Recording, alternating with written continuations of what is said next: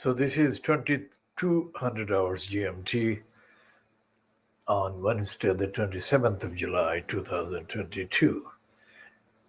2300 hours UK local time, 27th of July, 2022. One of the things that we shall be discussing at some length is, of course, the role of the Supreme Court in Pakistan that gave its ruling on Tuesday, the 26th of July, 2022, in favor of the Pakistan Tehreek-e-Insaaf party nominee and member of the Punjab Assembly to become the Chief Minister of the Punjab province. Now that may sound, as we said yesterday, that may sound a relatively small event. But looking at the role played by the judiciary across the subcontinent, in India, in Bangladesh, and in Pakistan so far, that is until this particular ruling yesterday, it is factually correct to say that the judiciary, so the so-called third organ of the state, in the context and the framework of separation of powers, the judiciary in Pakistan has been as timid and as corrupt and as unconstitutional and as dishonestly organized and delivered as has been the case in India in the main, the Federal Republic of India, and in the Republic of Bangladesh. Bangladesh is the worst case because Bangladesh judiciary doesn't even register on the rector scale, if you like, scale in the events in Bangladesh, because as we said yesterday, the Bangladesh judiciary, the so-called Supreme Court, is a disgrace. It is an instrument of the corrupt bureaucracy fronted by Sheikh Hasina. And it has been the case, increasingly the case, since Hasina took over. And there is no opposition to the corruption and dishonesty of the Supreme Court and the High Courts in Bangladesh, because there is no real opposition critique, because there is no opposition, there is no source of the critique. The opposition party, so-called, which we divided into three sections. One is the Bangladesh Nationalist Party, so-called the BNP, and the other two are the so-called Islamic ones. One is fronted by or led by the Jamaat-e-Islami, or what used to be the Jamaat-e-Islami, and the others are a collection of the main kind of madrasa kind of wings of the Islamic pretension to politics. They're not doing Islamic politics, but they are pretending to be Islamic in their pretensions.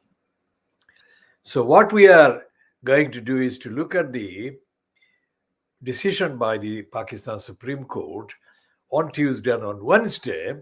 Only a few hours ago, I watched the spiel delivered by Benazir Bhutto's son, who is also the son of the Bemari, Asif Ali Zardari the Bimari, Belawal Zardari.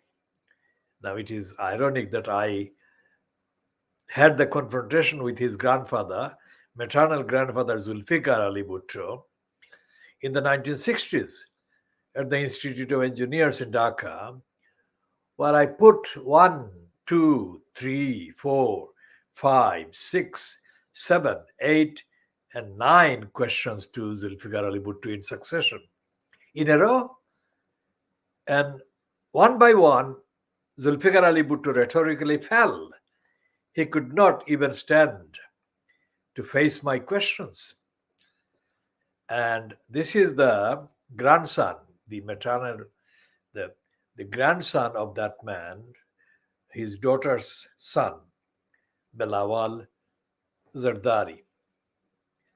And of course, the spiel was delivered in Urdu, he had a Latin phrase, suo motu, which is that a court taking a decision or making a decision on its own without any party in the contention applying for that particular action. Now, I wonder how many of the people viewing the spiel by Bilawal Zardari would have been familiar with the Latin, Low Latin, which is suo motu. Now, and also in Pakistan, I mean, suo motu, I mean, ridiculous. He should have said an Urdu phrase instead of saying suo motu. But he probably explained in Urdu what he meant by suo motu. The main appearance, the body language of Benazir Bhutto's son gave the impression, clearly they gave the impression, created the impression that, of course, he was supported by his party's members in the Pakistan National Assembly, where he spoke. And it appeared that the assembly room or hall was not full. It was quite sparse and quite empty. And so therefore it was him, his party, the Pakistan People's Party, that was founded by Zulfikar Ali Bhutto, and the Muslim League of the corrupt Sharif family. And when the speaker put the motion, whatever the motion was, to a vote, it went on without any dissent. So the speaker said immediately that without any opposition, unanimously, he said unanimously. The speaker also spoke in English. The linguistic heritage or the remnant of the empire is something that I shall be commenting on extensively, not today, but in another kind of edition or in future editions. And also I shall update on the quite incomplete knowledge, let's put it kindly, quite incomplete knowledge about the politics in Britain that Imran Khan has repeatedly shown. I mean, he has, without any kind of departure from the norm, the pattern of praising the British parliamentary state, which is absolutely unfounded.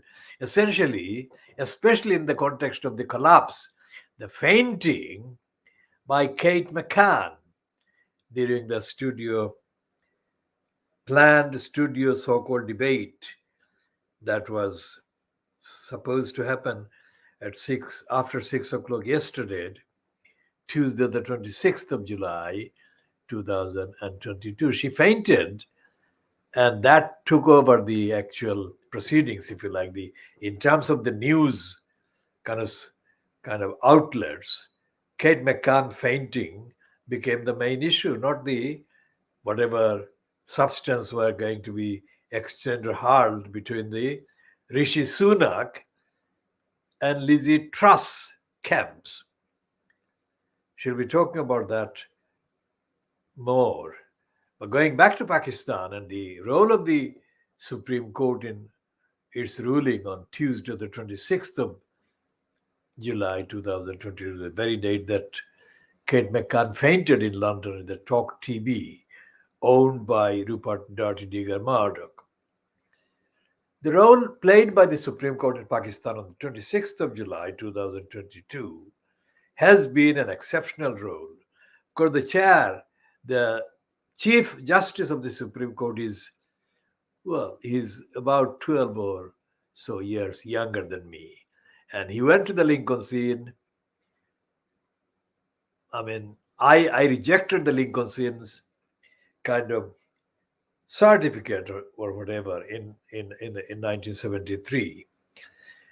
So he went to the Lincoln's Inn about 7-8 years or so after I rejected the Lincoln's Inn, and I refused to become a licensed law trader. That is another issue I shall be updating on. Anyway, it seems that the Supreme Court chair, the Chief Justice of the Supreme Court, whether it is an exceptional thing that he has done for strategic reasons as a policy kind of move to shore up the reputation of the Supreme Court is to be kind of found in the future. But this particular decision, rejecting the nomination or putting on the post of Prime Minister, Chief Minister of the Punjab province, of a member of the Sharif family, is unprecedented in the sense that it took a lot of courage on the part of the people who inside the Supreme Court made the decision, because it at once challenges the whole kind of consolidated, entrenched decades of corruption and criminality that the Sharif family on the one hand and the Zardari, the Bimari family, and the Bimari in particular, have exploited through the Supreme Court and the court's bureaucracy in Pakistan. So this is the first time. And the other thing is that in his spiel, Benazir Bhutto's son, or let's call him Asif Ali Zardari's son, because I don't think that Benazir Bhutto would be doing quite the same kind of corruption if she were in place and alive now. But it is Zardari whose corruption and criminality contaminates everything that Belawal Zardari does and says and has been doing and saying. He and another man who looked like a real mullah, could it be the Maulana Fazlur Rahman or just Fazlur Rahman? Both of them made allegations against Imran Khan. And I think the Maulana, the mullah dressed, mullah garb, mullah attired man who spoke last in the kind of particular sitting before the vote, made several allegations that were very clear despite the language, because they use phrases in English as well as speaking mainly in the Urdu language. And one of the things that they accused Imran Khan of doing is something to do with the abuse of 190 million, whatever it's dollars or pounds, I think it's dollars, and other things that the Prime Minister, the Sharif brother, in his speech accused Imran Khan of doing, is creating scarcity, job scarcity and economic crisis and other things. So it would be very interesting. In fact, it's overdue for the Tehreek-e-Insaaf generally and Imran Khan in particular to item by item deal with the allegations that have been made by his opponents in the Pakistan Assembly during Wednesday, the 27th of July, 2022. Because Imran Khan has been successful in persuading the majority of the voters in the Punjab province by campaigning in the last few months against the corrupt decision of the Supreme Court. So comprehensively has he persuaded them that they voted back the Tehreek PTI members in the 20 by-elections. 16 of them went to the PTI, which is absolutely, in context, overwhelming, which means that the success of the message that Imran Khan has given so far is undeniable and is very significant. So if that is extrapolated, that kind of swing to the PTI is extrapolated at a Pakistan-wide national general election, then there is no doubt, absolutely no doubt, that Imran Khan and PTI will regain power. Now, how does the corruption take place within the Supreme Court? Well, what is the Supreme Court? And who are the people that actually operate the Supreme Court? Let's say in Pakistan. The general model in Pakistan, in Bangladesh, and India are based on the British model of the House of Peers, but essentially it's not applicable because the House of Peers is not constitutional. So what they do is really get inspiration from the bureaucratic structure of the Supreme Court in the United States of America. But the intellectual contents and the ethical focus and the moral criteria applied in the Supreme Courts in Pakistan, India, and Bangladesh, these are comparable to one another, let's say. And I just insert, not going to elaborately discuss this, but I insert the news item during the day, Wednesday, the 27th of July, 2022. The source being a member of the BJP in a region in India, who has expressed an opinion that India and Bangladesh and Pakistan will be united or should be united together. Now, we shall not be able to have the time to discuss that now, but as we have been saying,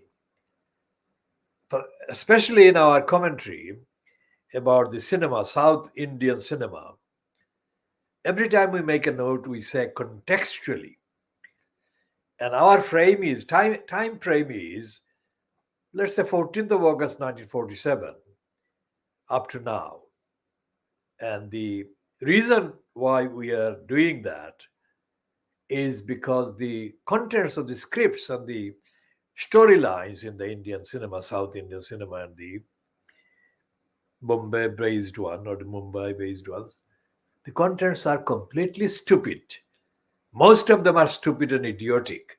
That doesn't mean that the people doing the films, making the films, are stupid and idiotic. But for some reason, they're increasingly adopting stupid kind of attitude. It's a safe way to earn money or make money or whatever. But that is a disgrace. That is a disservice to the hundreds of millions of people that watch and subscribe to and consume these products.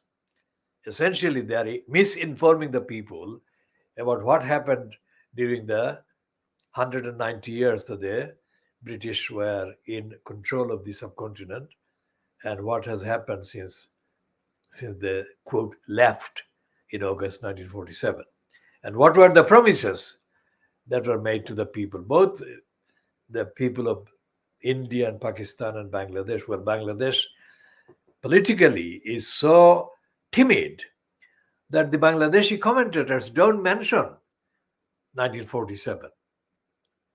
I mean, they are scared to mention August 1947 in case they be lumbered with Pakistan. Now I've got news for them. The main kind of sloganeer, the hate sloganeer, who is promoted by the Bengali language press and media in Bangladesh, is a very dishonest careerist opportunist. Dishonest careerist opportunist called Abdal Ghaffar Chaudhry.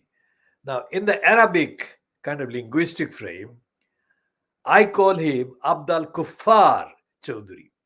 Now, Kuffar means liars, but he will say that I'm referring to Hindus. I'm not. Because Abdal Kuffar Chaudhry is a slave to the Kuffar, the liars, and he has been retailing lies about things about himself, his record, his history. I mean, in the 3 years that I covered the publicly staged political events featuring Sheikh Mujibur Rahman from 1967 to 1970, I absolutely never saw Abdal Kuffar Chaudhry at all, to the extent that he was not noticeable. I called him in the 60s, I called him the author of the magazines that are locked. That is to say, he contributed to the magazines that contained pornographic stories. I'm not saying he wrote them, but that contained pornographic stories by other so-called authors. And so therefore, the retail newsagents in the streets of Dhaka and Insulat would staple the pages so that people would have to actually buy them in order to read the pornographic contents. By saying that he was the author of the pieces that appeared in the stapled magazines, I was meaning that he was shallow, he was very, very low grade, and he didn't have any quality in terms of the ethics and morality. And Abdul Kuffar Chowdhury has not shown any different moral, ethical stance at all since for the last 60 years, since I diagnosed him and his contribution. I didn't have any personal interaction with him because he was not important, but I did notice that he was featuring as a kind of addendum to the raging pair of the day, if you like, politically. He was nothing to do with the Awami League as such. He was nothing to do with Sheikh Mujib as far as I can remember. If anyone can produce pictures of him at any of those public events that I attended, where Sheikh Mujib was the main kind of feature, main central kind of speaker, I would be quite happy to revise my opinion or my recollection. My recollections will only vary, as Brenda, the Queen Elizabeth II, has said. My recollections will only vary on the production or the availability of the concrete evidence. Otherwise, I should say that Abdul Kuffar Chowdhury was a liar, has been a liar, and will die a liar. He's an idiot. Politically, he doesn't know enough to claim to be an authoritative friend or contemporary of Sheikh Mujibur Rahman. Sheikh Mujib, whatever his shortcomings, was politically active all this time. But Ghaffar Chowdhury, I also call him in the Bengali form Gaddar Chowdhury, which is the traitor, Gaddar, betrayer, Beiman. Now, Gaddar Chowdhury is also somebody who has been on the record as stupidly and ignorantly condemning the Siloti language and the Siloti people. And the sole blame for him being able to even dare to think that he could do that goes to the owners or proprietors of the little ethnicity-linked outlets that do business in the name of the overwhelmingly Siloti-speaking people of the United Kingdom of Bangladeshi origin. And none of these proprietors or owners or entertainers or contracts or praisers of Abdul Kuffar Chowdhury has got the intelligence, let alone the understanding or the recognition, the respect or the self-respect about being a Bangladeshi, let alone being a Siloti. They're suckers. They suck the blood out of the Siloti-speaking people, especially as witnessed for the last, let's say, 15, 16 years since the so-called ethnicity-linked TV channels became available, and they staged, during the month of Ramadan, they staged the so-called Ramadan donations line. And almost 90%, 99% of the people who call and donate through those lines are Silotis. I say that on the record. That during the months of Ramadan, the people who actually call these ethnicity-linked outlets and make calls to the donation lines under the cover of the month of Ramadan are Siloti speakers and people of Siloti speaking backgrounds and families. Non-Siloti speakers don't call them, and most certainly non-Siloti speakers are represented by the likes of the Abdul Kuffar Chowdhury. Kuffar is a plural to kafir. Now, there is a lot of debate in Africa about the word kafir during the anti-colonialist period. So the kafir is nothing to do with the Hindus only. Kafir is somebody who includes those who, or many of them, who claim to be, quote, Muslims themselves, one who hides, conceals, denies the truth. So there is a misconception that has been exploited by the anti-Muslim brigade, spreading hatred, that anyone who is called a kafir and the speaker happens to be a Muslim must be the target of anti-Hindu kind of hatred. That is not the case. A kafir can be a Muslim, within quotation marks, as I said, or a non-Muslim. And the non-Muslim is a genus which is wider than the Muslim, because the non-Muslim genus is actually wider because the majority of the world's population are not Muslims, either Christians or of other faiths. A large number of people in the world are Buddhists. And of course, considerable numbers of people in the subcontinent are Hindus. But kafir is not confined to anti-Hindu Muslims use or language.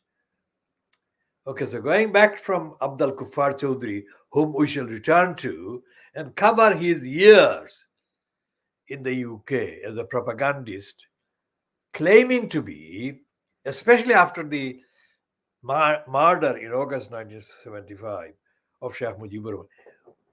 Only after Sheikh Mujibur Rahman was murdered did Abdul Kuffar Chaudhry begin to appear as a friend of the murdered Sheikh Mujibur Rahman.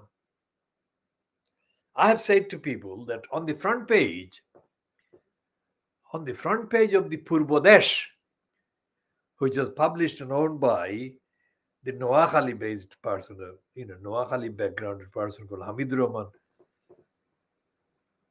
Haq Chaudhry. Hamidul Haq Chaudhry owned the Observer, the Pakistan Observer. And then he also owned the Purbodesh, and he converted the Purbodesh into a daily newspaper. And in one edition, in January, I think, in 1970, the Purbodesh carried a comment by Abdul Kuffar Chaudhry, who said clearly, words to the effect, in Bengali, of course, that Awami League was not democratic and Sheikh Mujib was not leading a democratic party, or Sheikh Mujib was not a democratic leader of a democratic party. That was just before 1971. So to find that Abdul Kuffar Chaudhry suddenly invented himself as a closest confidant of the late Sheikh Mujibur Rahman was more than astonishing, more than surprising. But it did prove the point that Gaddar Chaudhry, Abdul Kuffar Chaudhry, is a liar. He never was a close friend of Sheikh Mujib. And everything he has done, every kind of act of kind of dalali he has done and his career is based on, is contrary to what Sheikh Mujib would do in his position. Sheikh Mujib had many defects, as I say, politically, but he was not for hire in that way at all. And he would not be for hire, on any agreement or any terms that implied or included the terms that he would have to lie and invent ridiculous stories about himself. One story that I commented on, and one story that stuck with the people that I spoke to, was the one that Gaddar Chaudhry, Abdul Kuffar Chaudhry, actually published, probably in the Geronimo. Now I shall come to Geronimo, and I shall come to John Stonehouse. Now, what happened with the story was that Gaddar Chaudhry, this is his pattern, this is his style. He said he was on the train traveling in London somewhere from X to Y. And he came across a politician from Argentina or Brazil or some South American country. Now, I have been on trains for many, many times. I've traveled on the underground and the other public transport system in London. I have never, ever come across anyone that I remotely know, let alone come across somebody from South America and be so sharp as to identify them as the politician. I mean, unless they wore a badge saying I'm an Argentinian politician or ex-politician, and I am interested in meeting somebody like a teller of stories and teller of tales from a country like Bangladesh. How on earth did that encounter translate into such an intimate meeting? And then he went on in the story, Gaddar Chaudhry retailed in the stupid Geronimo, was that he then discussed in-depth political, ethical, moral issues. Now, anyone who knows the London Underground, whatever the year, it is not a place that is kind of suitable for this kind of exchange. You have to have a space like, I call him Charlie Marx, Karl Marx had in the British Museum in Bloomsbury. And you have to have the peace and quiet, and you have to have the endless time on your hands there in order to discuss these issues. And that actually sums up the Abdul Kuffar Chaudhry's absolute congenital dishonesty. And he is absolutely ignorant because after Sheikh Mujib was murdered, some of his outrageous claims about knowing Sheikh Mujib included things like going to African countries, probably Libya, and there was an encounter in Libya. And he retailed the story of Sheikh Mujib confiding into him. No other actual kind of companion and colleague and comrade or associate of the late Sheikh Mujib has claimed, to my knowledge, any evidence or claimed witnessing any evidence that suggests that Abdul Kuffar Chaudhry was a source of serious confidential information, conversation, and advice to the late Sheikh Mujibur Rahman. I knew Sheikh Mujibur Rahman, and I never called him Bongo Bondu, because that was a ridiculous kind of act by someone who wanted to appease the Awami League gangs by imposing and inventing this thing, Bongo Bondu. It's not something that has stuck, because the test is in the naming of the international airport, that his daughter, Hasina, scrapped the name Zia Airport. So what to replace that with? Because of course she hated Ziaur Rahman and his legacy so much that he wanted to scrap the name Ziaur Rahman in the prime international airport that was named after him. So what to do? She did not dare name it after Sheikh Mujibur Rahman. Now, that is universal proof. Universal proof that Sheikh Mujibur Rahman is not as popular in the country as Sheikh Hasina and the cabal that she fronts claim to be. She didn't dare. So what did she do? She looked everywhere, and her kind of advisor, so-called, looked everywhere. Did they find a symbol of Narendra Modi to name the airport after? No, they didn't. They went to the simple place called Silot, and they actually abused the kindness of the descendants of the Pir, the Awliya, Shah Jalal Muzarrad, a Yemeni. And they settled on the name Shah Jalal International Airport. And they knew that nobody was going to oppose that.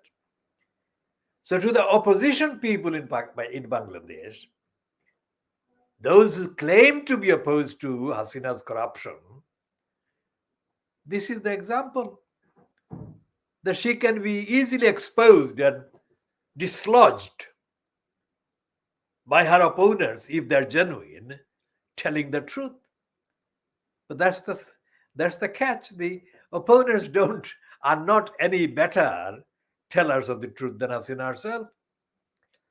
So the name of Sheikh Mujib would not stick there in the name of the airport, as the name of the airport. So they got the Shah Jalal International Airport. Shah Jalal Mazharuddin. May God bless him.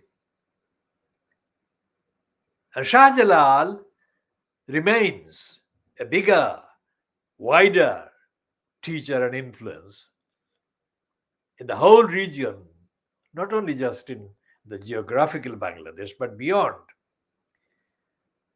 than any politician or any writer like the Abd al-Kuffar.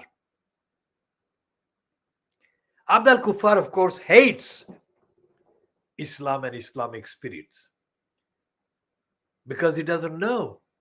That's why. Abd al-Kuffar, he's got a kind of linguistic style that is so transparently dishonest and transparently telltale. I shall be dealing with Gandhar Chaudhry's Bengali language style and linguistic style in order to illustrate this point for those who are interested. In the confines of the Siloti-speaking mainstream in London and in some other parts of the UK, like Birmingham and other concentrations, demographic concentrations, Gandhar Chaudhry has been promoted by crooks that want to rely on the supposed image of him as an intellectual giant. Gandhar Chaudhry is not an intellectual giant. He's a giant thief. And he's a thief that steals brazenly. But in order to check his theft and corruption, it is important for the detective and the detectors to know what they're looking for. And they have to be familiar. Gandhar Chaudhry, Abd al-Kuffar Chaudhry, doesn't acknowledge the fact that the national poet of Bangladesh, and I shall come to who made him the national poet and how it has been kind of denied. The national poet status has been misrepresented in Bangladesh, but in India, in West Bengal, there is increasing, notice what I'm saying, there is increasing recognition of the rebel poet Qazi Nazrul Islam. Of course, there are several university institutions and a university in West Bengal so far named after the rebel poet Qazi Nazrul Islam. Nazrul can be compared to, in terms of the magnitude of his kind of appeal and his kind of dedication and his originality. Some people have compared him with Byron, but Byron only died at age 36 and Nazrul died at age 76 or something, but he lived a bit longer in terms of creatively being alive, just slightly longer than Byron. But if anyone were to compare Nazrul with another international poet, Byron would be one of them that Nazrul would be comparable to. But Nazrul is unique in the sense that his contributions, which are still to be recognized fully, are unique. because he mixes all the traditions of all the religions and all the cultures in the background that he grew up in. So he wrote some of the best hymns based, Hindu mythology based compositions that anyone ever wrote, any Hindu ever. No Hindu could write that because it's only Nazrul that wrote those. Not even Tagore wrote any comparable poems. But in the mentality of the likes of the Kuffar Chaudhry among, quote, Muslims in Bangladesh, there is a sense of supplication, there is a sense of inferiority. They always put Tagore's name as number one, and then they compare Nazrul with Tagore. These are two worlds. That doesn't mean that Nazrul was antagonistic to the worldview that Tagore created. But Nazrul had a different world, and Tagore had a different world. And they were not hostile because Nazrul dedicated so many of his compositions to his senior in terms of chronology and in terms of creativity, which was Rabindranath Tagore. And Tagore reciprocated, not sufficiently, but he did reciprocate Nazrul's recognition, gratitude to him. So Gaddar Chaudhry never, ever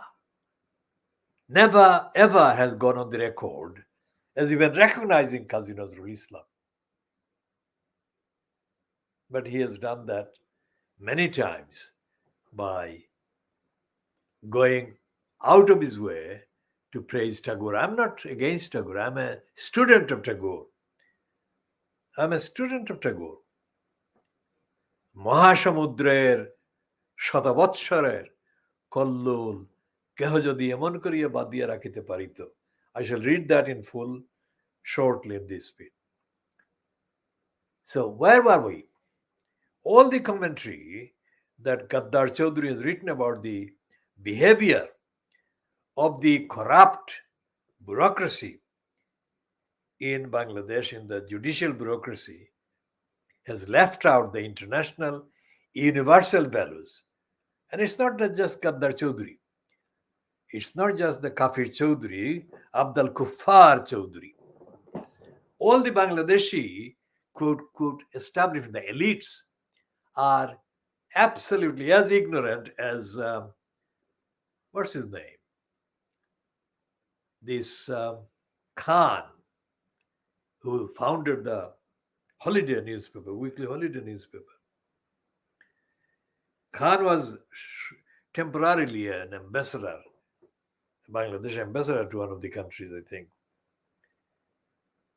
And I shall come to that shortly. Now let's go to the Tagore essay on libraries. Let's hope that I can find the thing in the. I'm currently investigating the technology to be able to access items while on air or online more easily than I can do now with the facilities of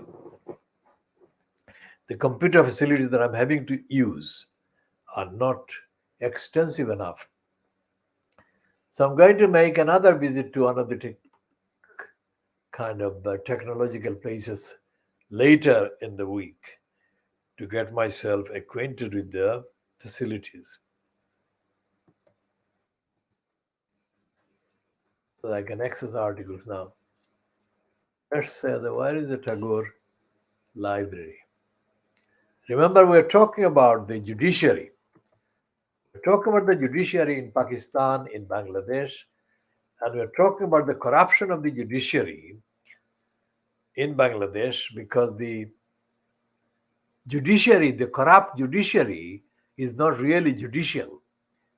It doesn't behave anything like the independent organ, the third organ of the state. It behaves as an extension of the bureaucracy that controls the state itself. That is why there is no pressure. There is no pressure on the Bangladesh High Court or the Bangladesh Supreme Court. And there is no pressure on the licensed law traders who are mentally, completely, totally, absolutely mental slaves of the British Inns of Court. It's that slavery that means that these people are kind of self-censored and they don't go beyond the kind of restrictions or prescriptions that they observe in making comments about they think that they are superiors. Let's say this is a piece that is hopefully it's called Vichitra Prabandho Library. Let's see if we can find it.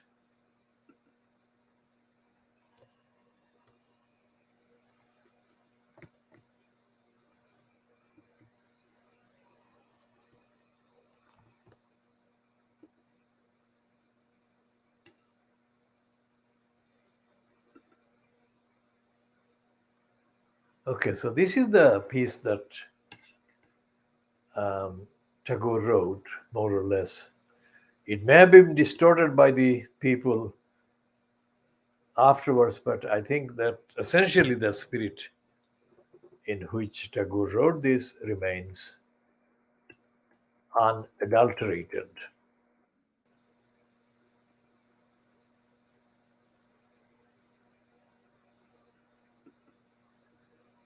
Let's see. I am absolutely a fan of Tagore's writing. The style is superb and it's absolutely brilliant. This piece is Tagore's piece about the library is absolutely brilliant. And I have discussed this with many Europeans. So this is the piece that I can remember reading when I was in my adolescence. মহাসমুদ্রের শতবৎসরের Kallol কেহ যদি এমন করিয়া বাঁধিয়া রাখিতে পারিত. There are some writing spelling errors anyway. মহাসমুদ্রের শতবৎসরের Kallol কেহ যদি এমন করিয়া বাঁধিয়া রাখিতে পারিত যে সে ঘুমাইয়া পড়া শিশুটির মতো চুপ করিয়া থাকিত, তবে সেই নীরব মহাশব্দের সহিত এই লাইব্রেরির তুলনা হইত। এখানে that is in the library, এখানে ভাষা চুপ করিয়া আছে, প্রবাহ স্থির হইয়া আছে, মানবাত্মার অমর আলোকে কালো অক্ষরের শৃঙ্খলে কাগজের কারাগারে বাঁধা পড়িয়া আছে। ইহারা সহসা যদি বিদ্রোহী হইয়া উঠে, নিস্তব্ধতা ভাঙ্গিয়া ফেলে, অক্ষরের বেড়া দগ্ধ করিয়া একেবারে বাহির হইয়া আসে, হিমালয়ের মাথার উপরে কঠিন বরফের মধ্যে যেমন কত কত বন্যা বাধা আসে, তেমনি এই লাইব্রেরির মধ্যে মানব হৃদয়ের বন্যাকে বাঁধিয়া রাখিয়েছে। Now, this is absolutely brilliant. In one paragraph, he has summarized the Himalayas as well. So the library that Tagore wrote about in such a beautiful way and such a beautifully truthful way, that library has been buried, vandalized, broken, smashed, denied, fragmented, set on fire, let's say, and buried by criminals operating in the name of the community and in the name of Tower Hamlets in East London. Now, my familiarity with that piece happened when I was in my adolescence. after which I went to Calcutta and I walked the length of the Chaurungi, where I found amazing collections of books being sold on the street. And Calcutta is the only place where I found the largest number of bookstores in a place. Amazing.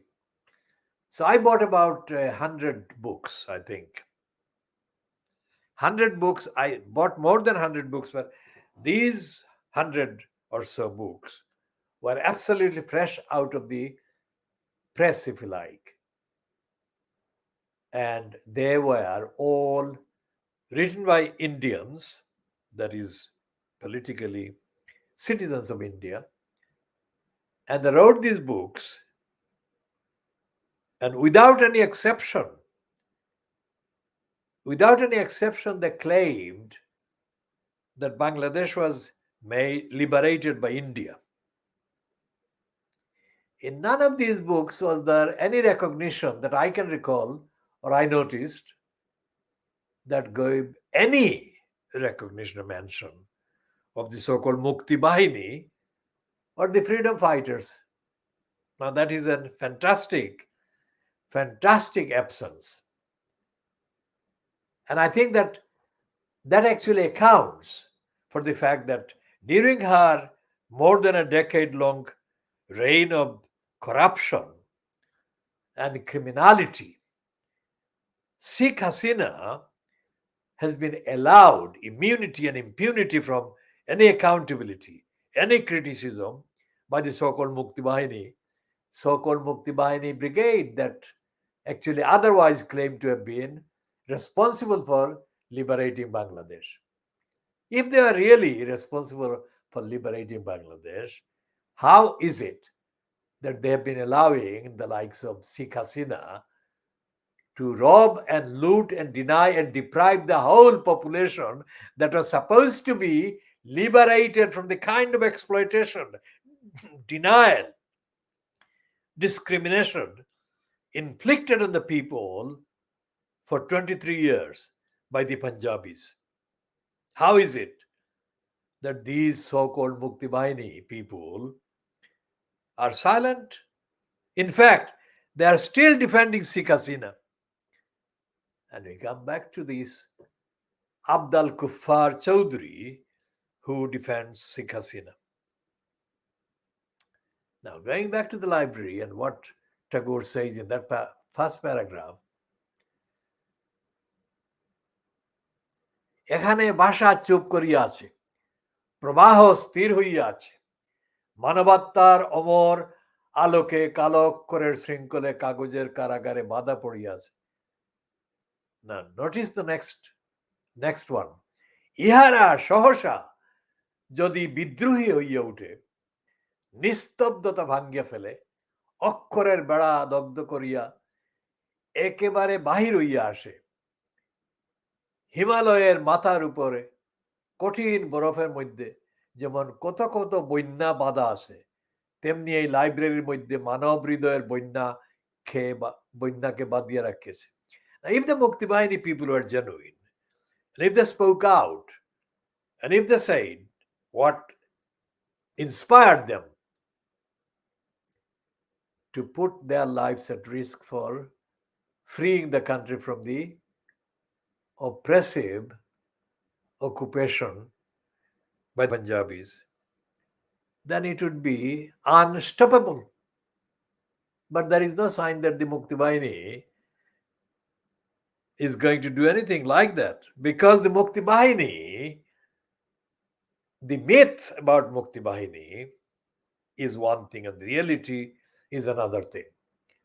Of course, there were people engaged in combat against the Punjabis, but nobody knows because the whole thing has been created after the events. The myths of Mukti Bahini has been constructed after the surrender of the Pakistan army to the Indian army in December 1971. There was no mention There was no mention in the country, in the East Pakistan, during the 9 months of the engagements and the combat, of anything like the war of liberation going on through the Mukti Bahini. It was completely absent, because if anyone knew that there was a war going on, there was a guerrilla war going on, then they would be obviously open to prosecution by the then very much in authority Pakistan government, and they didn't. So no person in the population of the East Pakistan during 1971 who was not directly engaged in the guerrilla warfare knew that there was a war going on. I'm making this assertion based on my experience. I didn't know there was anything remotely comparable to the scale that they have created in the manufactured accounts of the Mukti Bahini war afterwards. I didn't know anything was going on. Two reasons. One was that I was busy protecting my siblings and my mother. My father was in London, in the UK, and my mother and my siblings and the other members of the extended family were absolutely in need of protection. So, protection meaning that there was this only thing that we knew about, you heard about, was that the Pakistan army, the military, was about to come and invade this area, whatever the area was, and people would run. Well, not necessarily run literally, but people would do everything within their power to escape the reach of the military that was impending, and it was rumor. Nobody knew exactly the location of the army, whatever. So I spent three parts, three ways I spent the 9 months, if you like. One was protecting my siblings and my mother, and that entailed, that included, not was done exclusively in one form, but entailed traveling, running, safely running from one place to the other with my siblings and my mother. And the other was to keep in touch with my father in London, who was absolutely completely wrong to write to me stupid letter saying that I should keep myself safe. I mean, I was there safeguarding the little ones and my mother. I mean, did I need advice from him in London to save myself? I mean, of course I was going to do everything to keep safe myself and the siblings and my mother. And my father sent me so many letters saying that he saw me on television. They absolute lies. Somebody told my father that I was on television in Dhaka. I was not, because I was hardly settled in Dhaka. I mean, I went to Dhaka, but didn't stay for more than a few weeks. I mean, I was traveling from Dhaka to Silot and from Silot to Dhaka and in the village. So there was no sign anywhere on the transport system or in the public domain that there was a guerrilla warfare going on. There was, of course, the kind of secret radio station that claimed that they were doing this, that, and the other. That is one thing. I don't deny that. But there was not on the streets, out in the open, there was no sign that there was a guerrilla group mobilizing here or there or anywhere. So I think that there was guerrilla groupings and organizations, but whatever accounts that have appeared after the events. And the actual role of the guerrilla members of the guerrilla forces have been exaggerated beyond credibility. Why do I say that? Because it is now more than 50 years. And what has happened is that none of these guerrilla people, even including the most kind of outspoken critic of Sheikh Mujib's daughter, Kader Siddiqui, none of them has actually questioned Hasina's right to talk about the liberation war or the actual kind of solidarity among the so-called freedom fighters, etc. And this is because they really had no plan. What do I mean by that? I mean by that constitutionally, when I confronted Zulfikar Bhutto just 3 or 4 years before, maybe 2, 3 years before the 2, 3 years before the election of 1970, there were the Engineers Institute where I confronted Bhutto. The Institute of Engineers was full, packed with people. Almost all of them, I recall, were men, and almost all of them aged under 40, if not under 30. Now nobody stopped them. None of these people were prevented by either Bhutto or his cabal, or by anybody else present in the actual gathering, from asking Zulfikar Ali Bhutto any question. I was the only one, and I did what I do always. I mean, if there is a claim in public, in the public domain, and I'm aware of that, my first instinct has always been to investigate the authenticity, the veracity, and the reliability and the validity of such an assertion. So when Bhutto came to the Institute of Engineers, he made a brief statement about the summary about the background to Pakistan. Because remember, Pakistan was the contention that was the subject of the challenge by the people who led for the separation of the province. Independence was not the case. It was based on discrimination, disparity. And as I said about Rahman Subhan yesterday, the economic case against a united Pakistan was made, but it was made in a disorganized, undisciplined, intellectually undisciplined way. And absolutely no plan was ever published. No plan was ever published about any liberation war, let alone a liberation force. There was nothing. If there were documents and commentaries in circulation among people, then those people must number only a handful. And the sources or the platforms or the vehicles for the communications were very, very small indeed.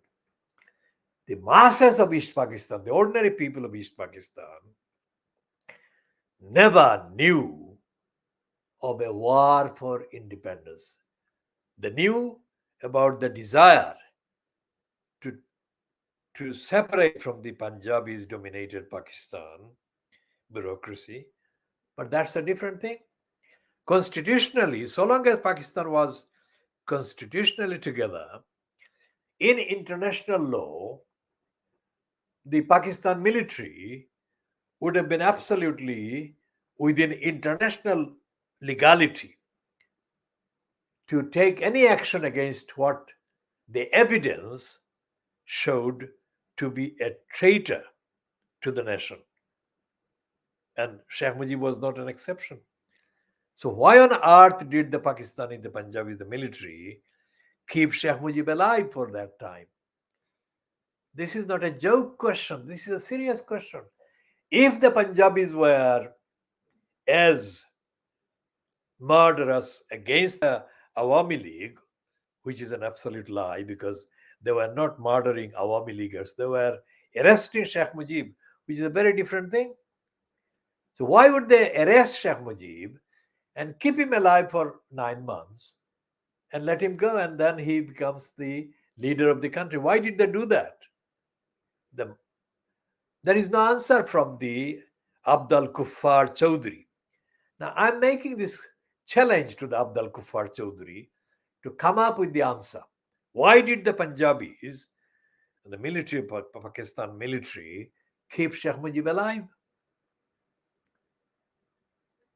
Because all the claims that they have published, the people who support the mythology, that they were the leaders of the freedom movement at various levels, that they were conspiring at Agartala, which is not far from the Kumilla kind of border. Agartala was the place where there was this conspiracy and there was this trial. If they were fighting for freedom from the Punjabis, why not admit that they were fighting? Why did they deny it? I'm not against them doing the conspiracy or the plot if they wanted to do the plot and the conspiracy. The point is, why did they deny it? Why did they say that they weren't? And why did they immediately, after the December 1971, start to make such an exaggerated series of claims that they were doing it at Agartala? And the Punjabis or the Pakistani authorities were right to claim that they were engaged in plot. The trick is that if the plot was actually proven in the trial, then the Pakistan authorities, whatever the military or whatever, would have been entitled in international law to take the extreme capital punishment course against the people proven to have been involved in the conspiracy as traitors, because all the countries, including the international law that exists now, are entitled to do that. So Gaddar Chaudhry, Abdul Kuffar Chaudhry must answer. And all the others, including the so-called leaders of the people who raised the Bangladesh freedom flag, what is the reason for their silence against Hasina murdering so many people who want to protect Bangladesh's independence? Whatever it is tenuous, but there is a Bangladesh sovereignty body. There is a sovereign Bangladesh border, hypothetically, let's say. Why did Sheikh Hasina order or tolerate or allow the murders, massacres of the Bangladeshi army members? What kind of patriotism is it? And how can such massacres of Bangladesh soldiers be compatible with Bangladesh freedom and liberation? Has Gaddar Chaudhry, Abdul Kuffar Chaudhry, not had time to consider this?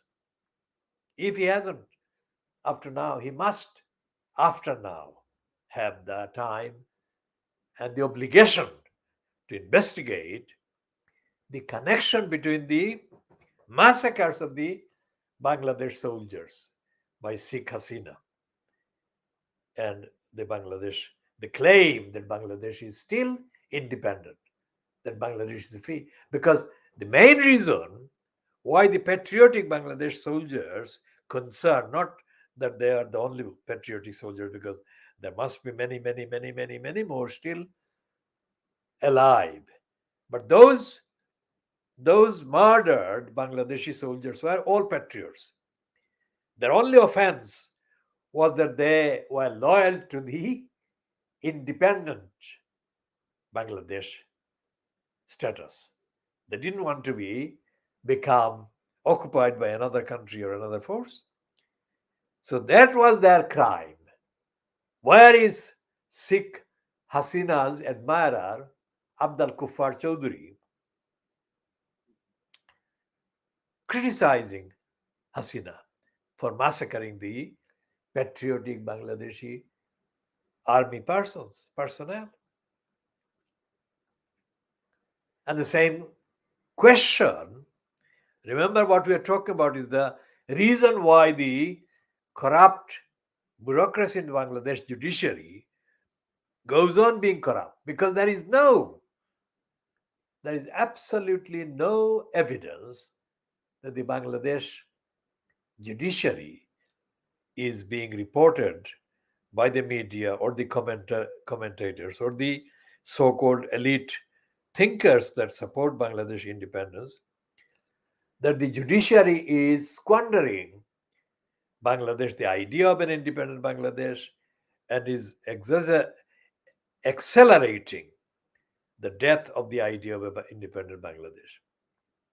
And Abdul Kuffar Chaudhry, whose fan base is obscenely too large among Siloti-speaking morons, neither they nor he are bothered about the fact that so many patriots were massacred by Sheikh Hasina's regime, patriotic Bangladeshis.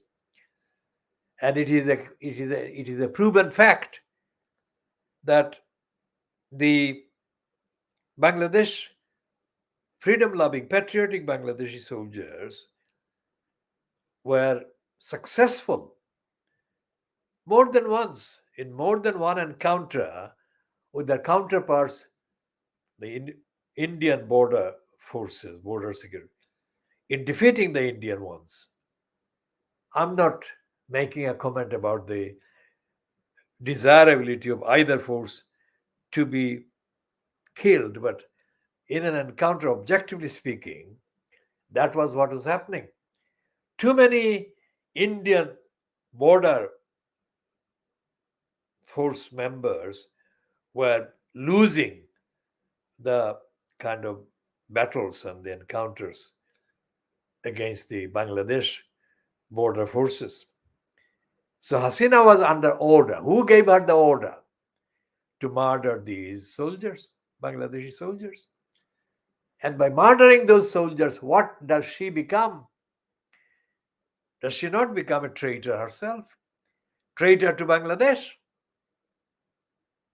These are questions that I'm asking based on the published accounts, including the accounts that one man who knew Sheikh Hasina and was very close to him has published, and he's dead now, but his book was called, or his documentary has been titled, that he wanted to be hanged. I mean, that was a rhetorical kind of question he was raising by highlighting, or to highlight, in order to highlight the pattern of Sheikh Hasina's kind of regime, that she would murder, or she would order the murder of, or liquidation of any credible critic of her behavior.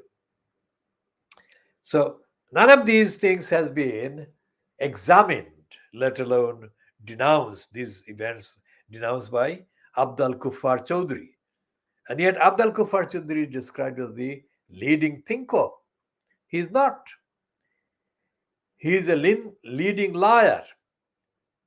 Now, let's read the rest of or some of the other bits of the item by Tagore about library. বিদ্যুৎকে মানুষ লোহার তার দিয়ে বাঁধিয়েছে, কিন্তু কে জানিত মানুষ শব্দকে নিঃশব্দের মধ্যে বাঁধিতে পারিবে? কে জানিত সঙ্গীতকে, হৃদয়ের আশাকে, জাগ্রত আত্মার আনন্দ ধ্বনিকে, আকাশের দৈববাণীকে সে কাগজে মুড়িয়ে রাখিবে? কে জানিত মানুষ অতীতকে বর্তমান বন্দী করিয়া রাখিবে? কে জানিত মানুষ অতীতকে বর্তমানে বন্দী করিবে? অতল স্পর্শ কাল সমুদ্রের উপর কেবল একখানা বই দিয়া সাঁকো বাঁধিয়া দিবে। Look at this sentence. Absolutely incomparable. অতল স্পর্শ কাল সমুদ্রের উপর কেবল একখানি বই দিয়া সাঁকো বাঁধিয়া দিবে। This is a billion times more powerful, this book, than the Podda Setu that Sheikh Hasina has been boasting about so much. লাইব্রেরির মধ্যে আমরা সহস্র পথের চৌমাথার উপরে দাঁড়াইয়া আছি। কোন পথ অনন্ত সমুদ্রে গিয়াছে, কোন পথ অনন্ত শিখরে উঠিয়াছে, কোন পথ মানব হৃদয়ের অতল স্পর্শে নামিয়েছে। যে যেদিকে ধাবমান হও, কোথাও বাধা পাইবে না। মানুষ আপনার পরিত্রাণকে এতটুকু জায়গার মধ্যে বাঁধাইয়া রাখিছে। Now these are so phenomenal. These are such phenomenal ideas expressed in such simple words that only Tagore could write like this. So who was Tagore? When he was visiting, he was traveling across mainly, I would think, Western Europe. During the late part of his life, Tagore was actually, in effect, doing that, of course, as the recipient of the 1913 Nobel Prize for Literature. That was the badge. But actually, he was seeking financial help. Even that is not something that is commented on in the circle that otherwise capitalizes on their love and appreciation of Tagore. These are liars, because they hide the fact that Tagore, such a giant, such an original giant of thought, of philosophy, of learning, was reduced to effectively beg across the West to fund whatever he needed funding. Where were these people? Bengali patriots. Where were they? Would a Tata in those days, would a Birla in those days behave differently than their counterparts did? I mean, why was Tagore abandoned? I mean, Nobel Prize. I mean, they jump into the skies. I mean, even now in Kolkata, they fly into the skies with pride, as they say, that Tagore got the Nobel Prize. But they don't mention that Tagore,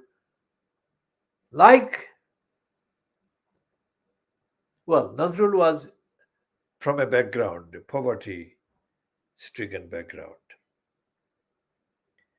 But Tagore wasn't. But Tagore was not able to fund so much that he needed funding. So the fact that Tagore was reduced to that is something that I think is a mark, is a test, is an item of evidence, is a milestone that must not be denied. And the likes of Abdal Kuffar Chaudhry are silent about that. He probably doesn't even know that Tagore was reduced to begging in the West. And then this man who wrote the autobiography of an unknown Indian, this Niraj Chaudhry. Niraj Chaudhry wrote, of course, Niraj Chaudhry wrote so many things in favor of the imperialists that his originality got contaminated by too much praise heaped at the imperialists. But Niraj Chaudhry was an original thinker. As I said, morally, he got contaminated by his need to praise the British Empire too much. He wrote the last definitive book in Bengali that he wrote. Did tell the truth. I mean, that amounts to a kind of observation of the kind of behavior, the kind of culture and traits of the Bengalis that Tagore was forced to experience from his fellow Bengalis. during the last years of his life. And to this day, they're proud to kind of boast about Tagore, but they're ashamed, embarrassed to mention the fact that he was abandoned. So when Abdul Kuffar Chaudhry says that he was the nearest, the most the most kind of relied on and respected confidant that Sheikh Mujibur Rahman actually confided in, I mean, Gaddar Chaudhry is, of course, lying. In nothing that he has written, in nothing that Gaddar Chaudhry has written or published or spoken in the decades of his prostitute career, is there any evidence of originality? And he does not even know about the Bidrohi poet.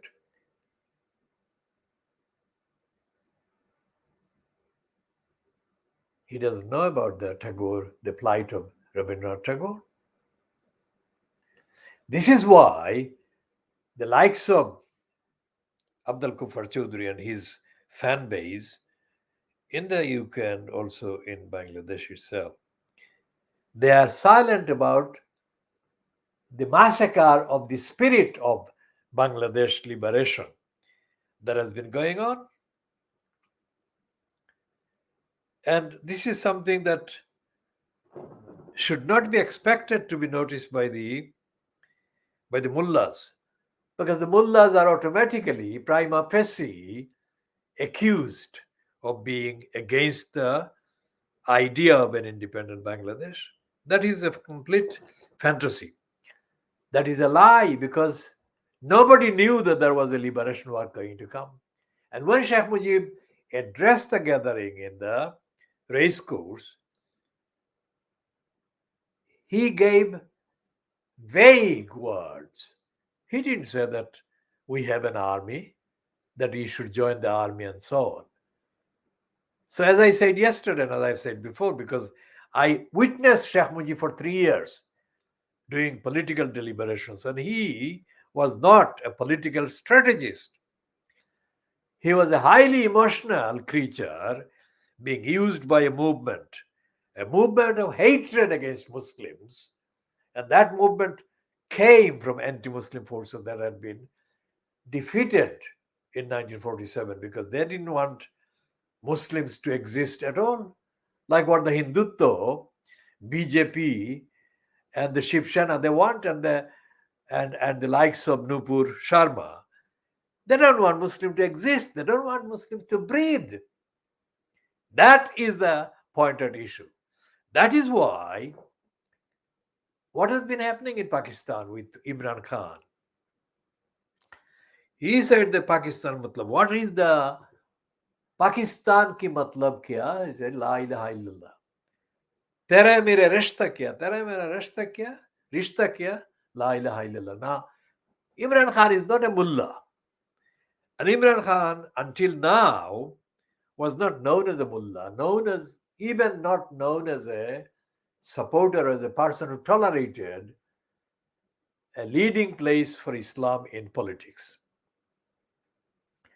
And I'm absolutely fascinated by the fact that Imran Khan is now saying things that the Pakistan Jamaat Islami, whatever the Jamaat Islami is in Pakistan in the form of, should have been saying for the last 75 years. Pakistan ka matlab kya la ilaha illallah, and tera mera rishta kya la ilaha illallah. Now, if anyone said these things to an Awami Leaguer, fanatically overhyping and overselling themselves as the sole creator of the independent Bangladesh, then according to the records, according to the evidence that exists of the massacres and murders and assassinations in Bangladesh by these supporters of Sheikh Hasina's cabal, they would be immediately slaughtered. But Bangladesh mullahs are no more traitors than Sheikh Hasina. Because to say that because somebody is a believer in Islam, they are automatically against the independence of Bangladesh or any other country is a profound, deep, undeniable ignorance about what believing in Islam amounts to and entails and requires.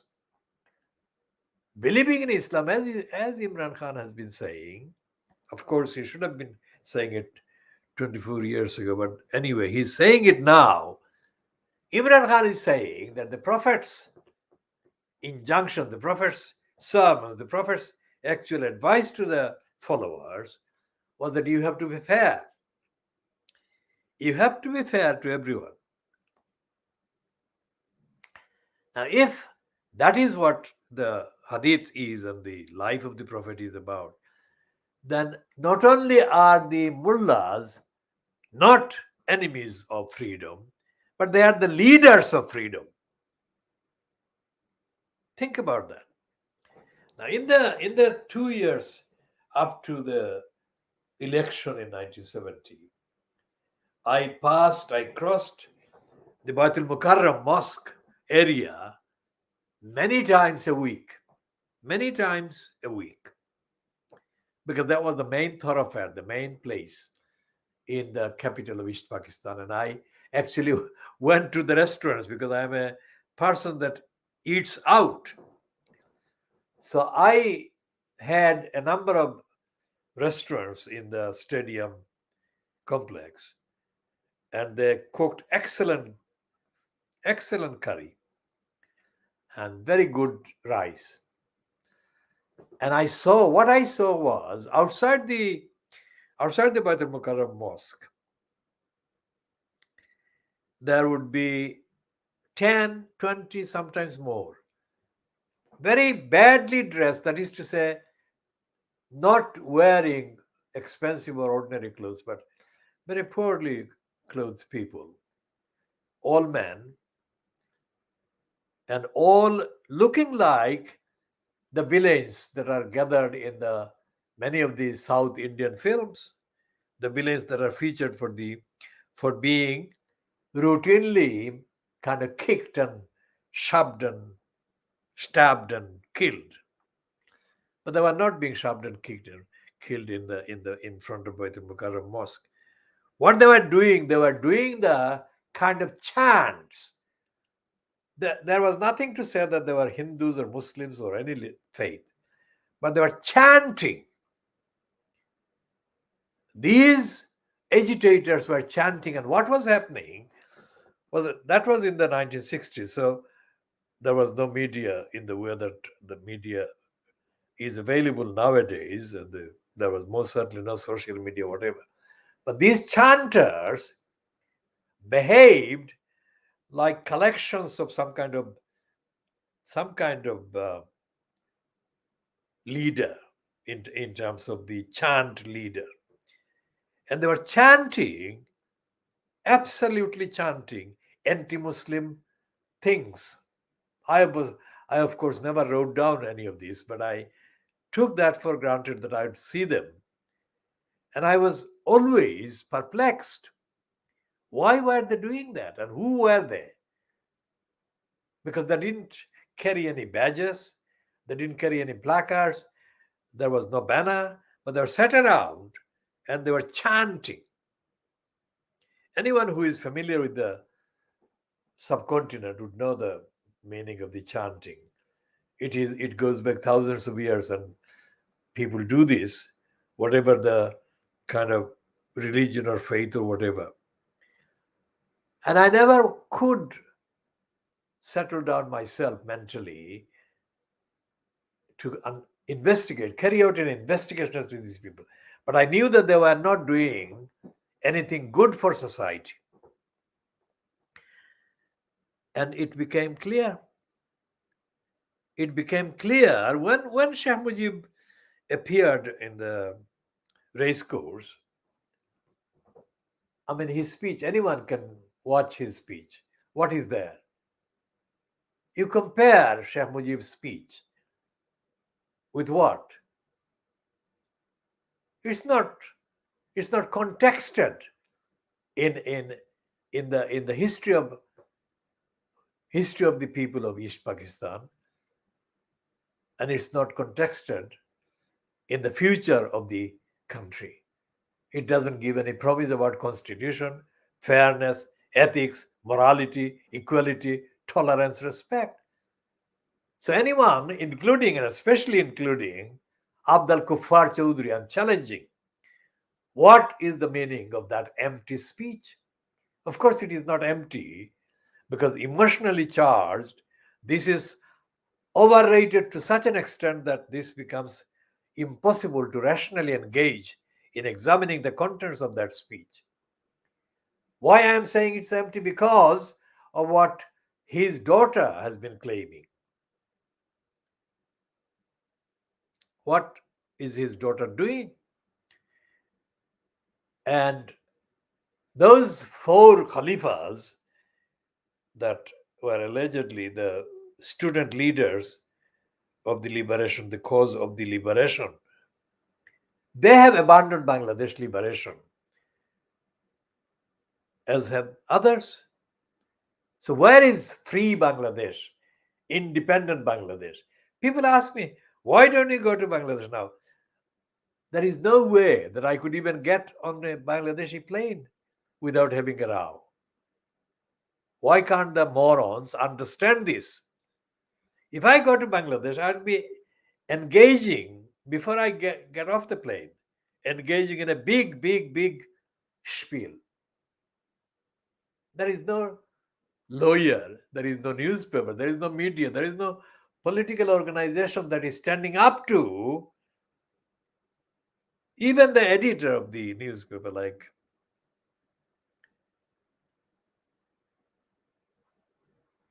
this editor. What's his name? Anam. I mean, he had 75 charges against him.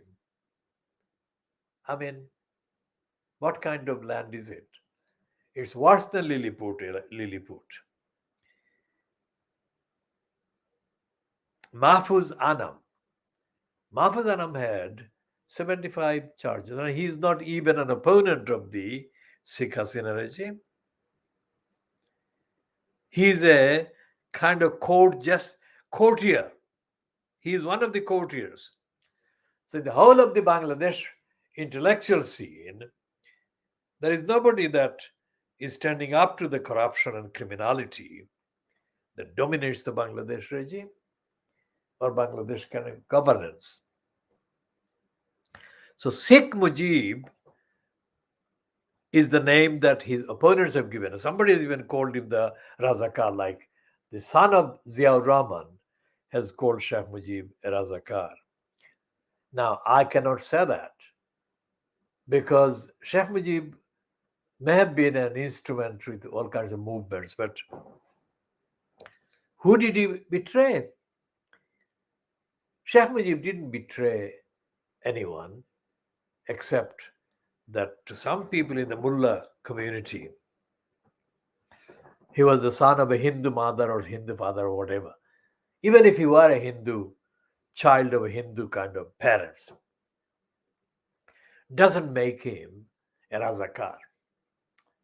Whatever the actual reality and the truth about Sheikh Mujib's biological origins. The point is that when the son of Ziaur Rahman called him a Razakar, that should have been substantiated.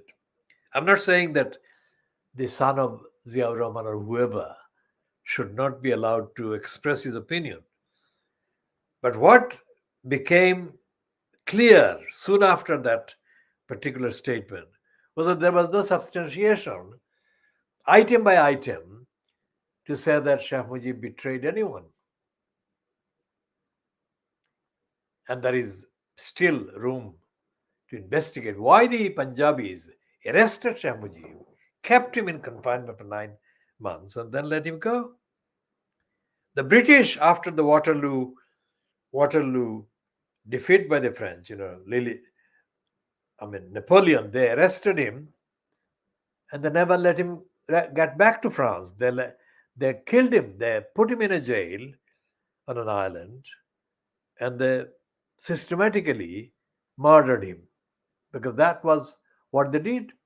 They didn't want him to go back, Napoleon. So Abdul Kuffar Chaudhry must explain why there is no newspaper, there is no media platform that actually systematically is examining the evidence of Sheikh Hasina's complicity with the massacre of the patriotic soldiers and the massacre of the idea of an independent, free Bangladesh. As I said before, and as the evidence justifies, when the Modi fronted BJP regime in India created this survey challenging the Indianness of Muslims in the northeastern states and in the rest of India, including in Kolkata in West Bengal. The only opposition, real opposition, in terms of rhetoric, not in terms of the actions, because the massive BJP power across India is so overwhelming that no chief minister like Mamata Banerjee could actually have the resources to effectively counter the real effects of the violations by the BJP regimes and BJP kind of administrations across the country. But when Modi imposed this survey, this census based on faith, the only person that has been opposing Modi is Mamata Banerjee in any significant way. Sheikh Hasina has not been even aware, nor has the evil doing Abdul Kuffar Chaudhry. Abdul Kuffar Chaudhry has denounced. Abdul Kuffar Chaudhry has denounced Muhammad Ali Jinnah by saying that it was Jinnah's fault to create the two-nation theory. How dare the kafir Gaddar Chaudhry say that when the BJP is based on the two-nation theory? Not only is it based on the two-nation theory, but it has been increasing its popularity across India. What does that show? That shows the profound ignorance of the Gaddar Chaudhry of what is happening, what the reality is, what has always been real, and why there were these demands. When the Indian National Congress was set up by the British, because the British set up the Indian National Congress as a pet organization to continue their imperialism after the end of the imperialism formally, just as they did in South Africa. The African National Congress was not created by African anti-colonialists, anti-imperialists, but it was created by the British imperialists. And both the African National Congress and the Indian National Congress had majority of their international patrons based in Britain. Abdul Kuffar Chaudhry must answer this question. Why is the BJP gaining in India? And does the BJP represent the main power, the main movement in India, the allies, because there are various smaller parties in India from various parts of India that have become joined with the BJP, the Shiv Sena and others, and they've become the biggest alliance, political alliance in India based on Hindutva. Why has Abdul Kuffar Chaudhry not been writing about the BJP and Hindutva and the two nation theory? If the Abdul Kuffar Chaudhry's analysis, which it is not, but assuming for the sake of the argument, the discussion, if Abdul Kuffar Chaudhry actually was correct, that Jinnah got it wrong. If it is correct that Jinnah got it wrong, and that secularism is the norm, then what is the explanation for an independent Bangladesh so called? Why isn't Bangladesh part of India? Because India is, according to Abdul Ghaffar Chaudhry, a secular country. Because there is no such thing as a secular India, never has been.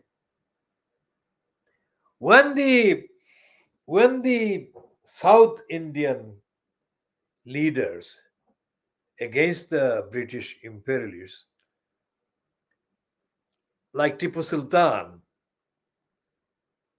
and his family and others, when they had confronted the British Empire and imperialists, they were not doing that only because of the Muslims in Karnataka, in Madras, in other places. They were doing it for all the people of all faiths. They were fighting imperialists. But Abdul Kuffar Chaudhry hasn't heard of the definitive, unique, absolutely magnificent leadership offered to the people of India, people of the whole of South India, by Muslim leaders for centuries. Abdul Kuffar Chaudhry is literally ignorant. Literally ignorant of most basic facts. Jinnah was not a fanatic, and Jinnah was not the author of any of these problems. He didn't create the problems, and he didn't benefit from exaggerating any of the problems. What Jinnah was doing was representing what the people across the subcontinent were experiencing. And there was serious strategic policy based decision made by the Hindutva kind of leaders of that time, who have now become transformed into the BJP. They wanted to create a post-British India that would be based on the likes of what the Chinese people experienced or suffered under Mao Zedong. That was a plot that was very clear, that there would be sporadic incidents of massacring Muslims right across the subcontinent, just like the Chinese regime massacred anti-communists in China during the time of Mao Zedong. And what they're doing with the Uyghurs in China. The Uyghurs are not being massacred physically, but they're being intellectually, they're being confined, and they're being genocided. So it's not unheard of event that organized mass massacres of Muslims has been taking place right across the world. And the Uyghurs are only mentioned by the Western powers when it suits their propaganda needs to create an impression against the Chinese regime that the Chinese are violating and demonizing minorities. At other times, on other issues, the Western powers and the Western forces completely leave alone the fact that the Chinese can massacre, genocide, rape, and pillage the Uyghurs and other Muslims in other parts of China. Uyghurs are only mentioned for a strategic reason because they're conveniently one single particular ethnicity. But there are other ethnic groups in China that are being violated by the majority groups that are dominant in the Chinese political establishment. And the Muslims are being violated in Chechnya, and yet Muslim states, including Pakistan, are friendly with Vladimir Putin. Muslim leaders like Turkish Erdogan is friendly with the Chinese regime. So where do Muslims go?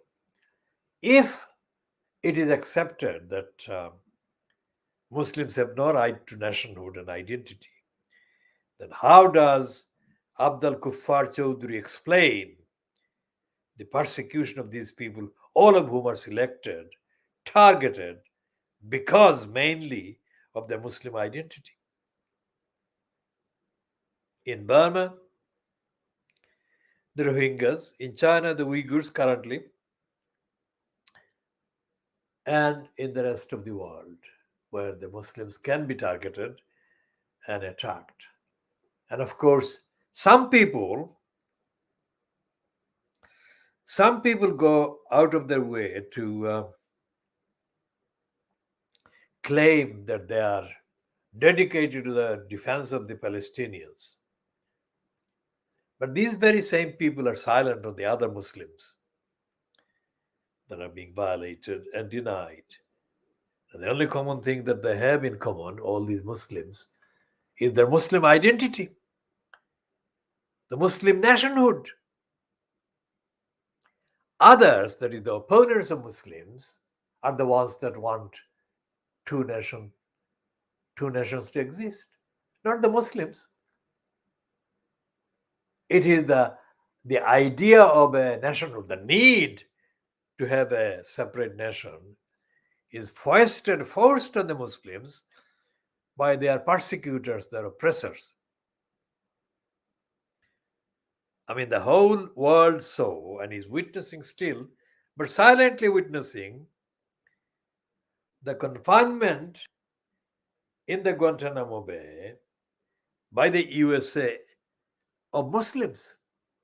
It doesn't matter who they are, whatever their political background is in terms of national identity, in terms of the state-based national identity, let's say.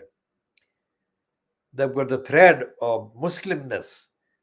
The background is Muslim, running through them. That's why they are in the Guantanamo Bay. That is in direct, open, daily, hourly breach of all the rights contained in the international treaties that have been signed by the countries as a result of the formation of the United Nations Organization, of the founding charters of the United Nations forbid such behavior. And yet, the United Nations Secretariat, the United Nations bureaucracy itself is silent about Guantanamo Bay, as it is silent about the Rohingyas, as it is silent about the Uyghurs. Now, Michelle Bachelet, the so-called High Commissioner who visited China and has apparently allegedly written a critical report about the Chinese regime's treatment of the Uyghurs, has been given credit, which is completely unjustified, that she is being prevented from publishing, or she has been blocked from publishing, the truth about the Chinese treatment of the Uyghurs. It's the same woman who has been complicit with the violation of the Rohingyas, and she is still silent about the Rohingyas, including the fact that the Rohingyas in Bangladesh's Cox's Bazar are increasingly being violated by Bangladesh itself, Bangladesh regime, that is Bangladesh state bureaucracy. One thing that people haven't mentioned, nobody has mentioned as far as I can see, that the Rohingyas were not being given their space in Cox's Bazar or inside Bangladesh by the regime in Bangladesh because of any Muslim solidarity with the Bangladeshi, by the Bangladeshi regime with the Rohingyas. Sheikh Hasina has benefited in an extraordinary way from the Burmese persecution of the Rohingyas because the international financial support that has been given to Sheikh Hasina's regime on the claim that she was going to help the Rohingyas with the money has not been all of it accounted for. And that is something that is putting it, the statement I've just made, putting it very kindly and generously. And none of these so called opposition groups, including the Bangladesh Nationalist Party and the mullahs, none of them has made any headway. In fact, they haven't made any serious critique of Sheikh Hasina's exploitation of the Rohingya situation. Why? Because these mullahs and the Jamaat Islami and the Bangladesh Nationalist Party are all as uncaring about the Rohingyas as is Sheikh Hasina and her cabal. The fact that very soon after the then Burmese regime fronted by the war criminal Aung San Suu Kyi was visited by Narendra Modi is extraordinary event. Modi went to Burma, Yangon as it is called, Rangoon is called Yangon, and he praised Aung San Suu Kyi. And Modi, back in India, he began persecuting the very small number of Rohingyas that were scattered all over India. So Modi created what Theresa May called the hostile environment against the immigrants in the UK. Modi created the hostile environment against the Rohingyas, but it is not against the Rohingyas only. Modi created the hostile environment against the Rohingya Muslims because the hostile environment in India prevails against all Muslims. And although they are probably the third largest Muslim population in the world, in a quote single country, the Muslims in India are treated as if they were much smaller numerically and much smaller in terms of the concentration and demographic concentration. So none of this can be distinguished from the fact that there is no way for Muslims to exist peacefully if their neighbors, non-Muslim neighbors, won't tolerate their existence, tolerate them living alive. So Abdul Kuffar Chowdhury must answer this series of questions that I put with a series of evidence, contemporary evidence. Now, going back to the judiciary, I mean, there is nothing, there is absolutely nothing that I expect to read in any of the so called rulings by any of the Bangladesh Supreme Court or High Court judges' judgments that is independent, judicially independent, intellectually independent, ethically, morally independent, or fair. It is contaminated. So, what I witnessed in the behavior of the late Hassan Zaman, was it Hassan Zaman? Dr. Hassan Zaman, who was the Pakistan regime's last kind of leader of the Pakistan Council or something. Hassan Jaman, in his position of the Director General of the Pakistan Council or whatever it was called, got him got it in his head that he would create a bribery operation for the wannabes who wanted to be writers. And he advertised or circulated a kind of offer under which he invited wannabe writers and thinkers to come and offer their ideas. It's a Pakistan Council. Yes, that was the name of this thing. The Pakistan Council, as I remember it in the 1960s, it was situated not far from the United States Information Service, located in the Tufkhana Road in Dhaka, central Dhaka, not far from the Baitul Mukarram. And Hassan Zaman offered small amounts of money, but he did offer money to these young wannabes, mainly coming from the University of Dhaka, various departments. As an investigative, curious observer, I went along as one of those wannabes. And when I sat in front of opposite Hassan Zaman,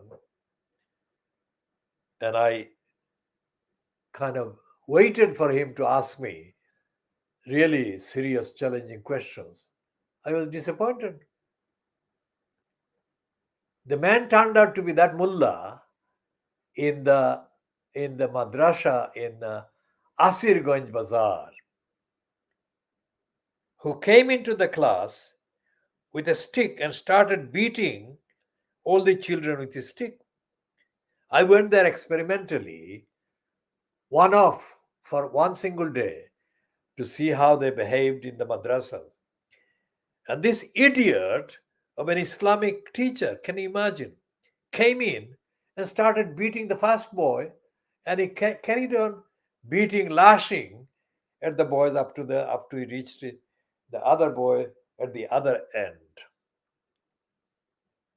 So completely anti-Islamic was he. And this was supposed to be a madrasa. And Hassan Zaman, posing as the chief in East Pakistan of the Pakistan Council, came across as a complete, absolute emptiness. He had no interest in the idea of Pakistan, which is now Imran Khan's matlab demand. Pakistan ka matlab kya? La ilaha illallah. Hassan Jaman wasn't interested in the cause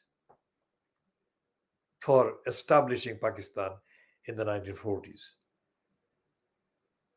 I mean, how would Pakistan as a united entity kind of exist with advocates like Hassan Jaman operating from strategic posts like the head of the Pakistan Council? And the same applies to all the others.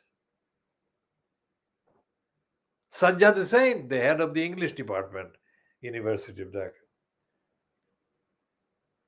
and others. So while the so-called claimants of the liberation of Bangladesh, like the liar Abdul Kuffar Chowdhury, they are exposed as being completely unaffected by any need to defend their liberated Bangladesh and its liberation values. The other side, the so-called opposition, are also as empty. How shocking, how completely unacceptably shocking the state of the Muslims is anywhere. So what happens when these Muslim so-called judges and members of the judiciary sit in those benches and get the lucrative money and whatever, and they give judgments about one another? They don't give any judgment based on justice or fairness. they deliver rubber stamps of the lowest quality. So Hasina can sit there forever for as long as she survives and she can be in post. Nobody is going to challenge her intellectually and morally. And nobody is going to challenge her democratically, politically, judicially. Now, over to Pakistan. And when Imran Khan says that Pakistan ka matlab kya, la ilaha illallah, he is of course doing this as a topical, opportunistic kind of slogan. As I said, while Imran Khan was in the UK and doing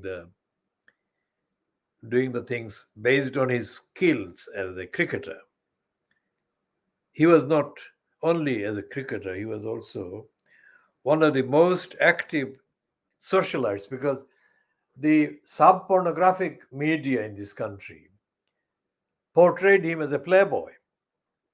And he was a playboy to the extent that he kept his physical kind of hygiene clean, but he was a playboy. Just as Benazir Bhutto was a playgirl, because in the 70s, when I was editing a publication, I got my secretary to telephone the University of Oxford, and I gave her the instruction to ask for information about what the then president of the Oxford Union, which was Benazir Bhutto, what she stood for. And my secretary, which is an English girl,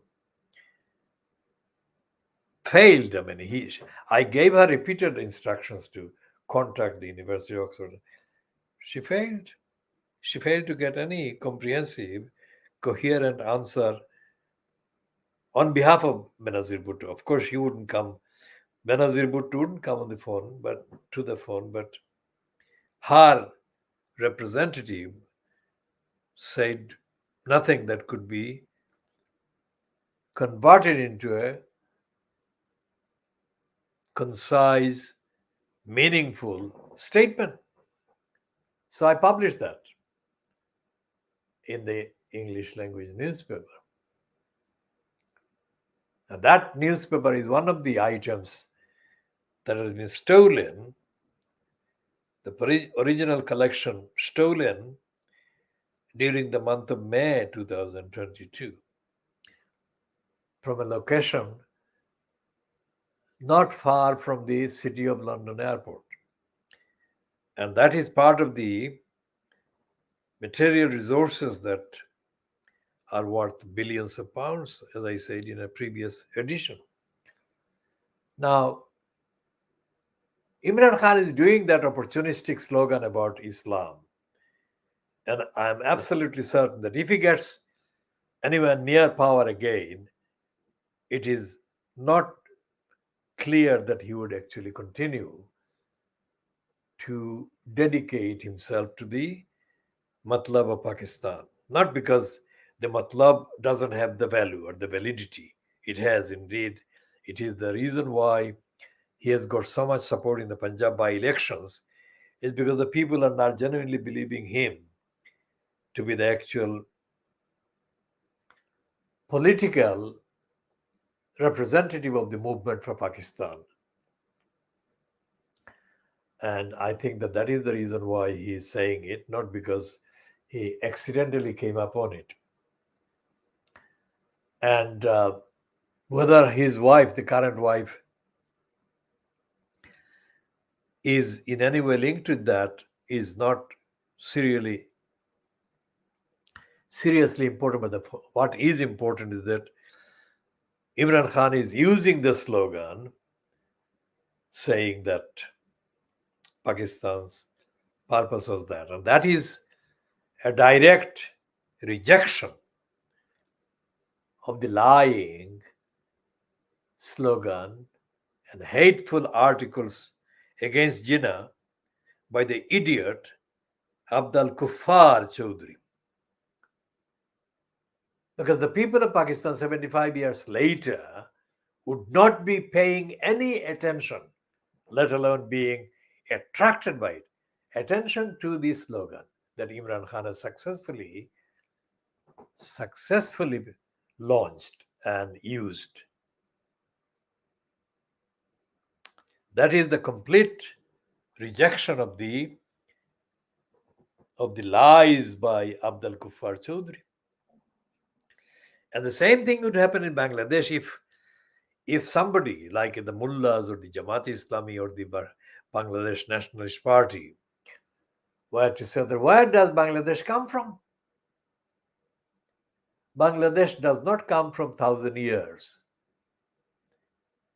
that the myth makers have given Sheikh Mujib the credit for. They said that he's the best, he's the greatest Bengali of all times. That is an absolute outrageous lie. As I said about the fact that the Dhaka airport is named after Hazrat Shah Jalal, not after Sheikh Mujib, shows that Sheikh Mujib doesn't even enjoy any tenure as a name, even for a single day after Hasina's regime ends. And Hasina's regime will end. When it will end is not important. When it ends, all the things that she has done to out promote and kind of, name everything under the skies of Bangladesh after Sheikh Mujib, most of those things will disappear. Why? Not because people don't recognize Sheikh Mujib, people do, but not the way that Sheikh Hasina has done, turning Sheikh Mujib, the name, into a deity. Sheikh Mujib was not a deity. Sheikh Mujib was a politically active person. He was not even as influential as Maulana Abdul Hamid Khan Bashani.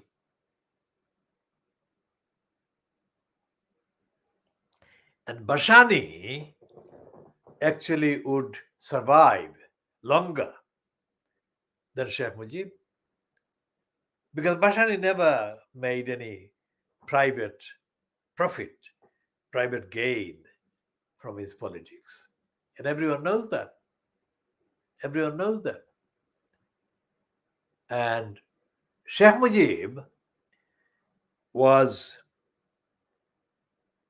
kind of trapped in the cycles of corruption that became ever deeper and ever longer the more he stayed in power. And because of the corruption, the ranks and layers, they were doing corrupt things, criminal things. And they were doing those things because they believed, to what extent Sheikh Mujib ever gave anyone any kind of permission or license to commit those crimes is not something that I have access to.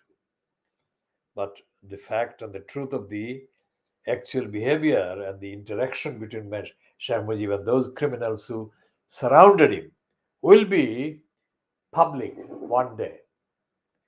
But up to that time, let's assume that these criminals carried out the crimes on the assumption that people, the victims of those crimes, would not dare raise their voice against the criminality and crimes. And so the criminals would get away.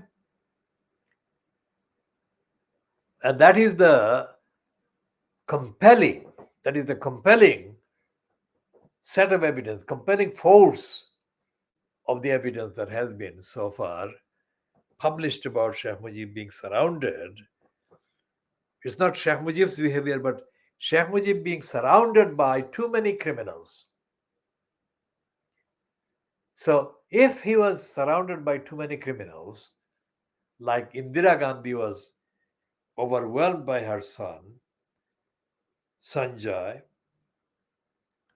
and was held in a trap which he could not escape, and Indira could not escape the trap of Sanjay. Then there is only one conclusion, one way, which is going down. Now, even now there are conspiracies and there are various theories about who actually decided to murder Sheikh Mujib. And we don't know, I don't know, because there has been no public kind of publication of the sequence of events that actually led to Sheikh Mujib being murdered. But there have been theories about possible speculations about why some of the strongest kind of lines of speculation suggest that Sheikh Mujib kind of was approached by some of the victims of the crimes of his sons. And Sheikh Mujib didn't pay enough attention, let alone stop the criminality of his sons. This is only from third or fourth kind of level sources. And I'm only going by what I've been reading. I don't know any of these people that have been quoted or been mentioned. But essentially, Sheikh Mujib should not have been murdered. That was my first reaction, and I still stand by that. Anyone who murdered Sheikh Mujib did a grave crime, whatever their persuasion. And whether Sheikh Mujib was politically corrupt or dishonest or whatever, didn't justify his being murdered. Because regardless of what his tormentors, his murderers, and his opponents would say, Sheikh Mujib did make a contribution about the people. That is undeniable. And so therefore, Gaddar Chaudhry is wrong. Gaddar Chaudhry is wrong to peddle the various lies about the murders of Sheikh Mujib, murder of Sheikh Mujib and his particular family members. Because he doesn't, Abdul Kuffar Chaudhry doesn't say anything about the corruption, the criminality, the lack of accountability. And he doesn't relate that, doesn't update the atmosphere that prevailed around Sheikh Mujib. He doesn't update that by relating to the behavior of the criminals that constitute the main cabal of Sheikh Hasina. Because what Hasina is doing is destroying all semblance of freedom and liberation and independence and fairness. Because the slogan, 20 টাকা মন্দরে চাউল চাই, the slogan 20 টাকা মন্দরে চাউল চাই sums up a yearning for justice about everything. And the yearning to be freed from poverty and hunger, denial and deprivation by the millions of people in East Pakistan.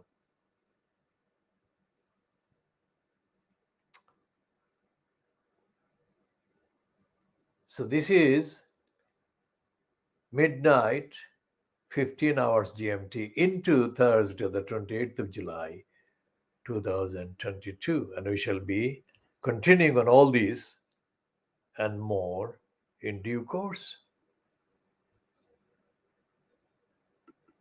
This broadcast is being concluded at this time. We have been on air 2 hours, 14 minutes and 45 seconds.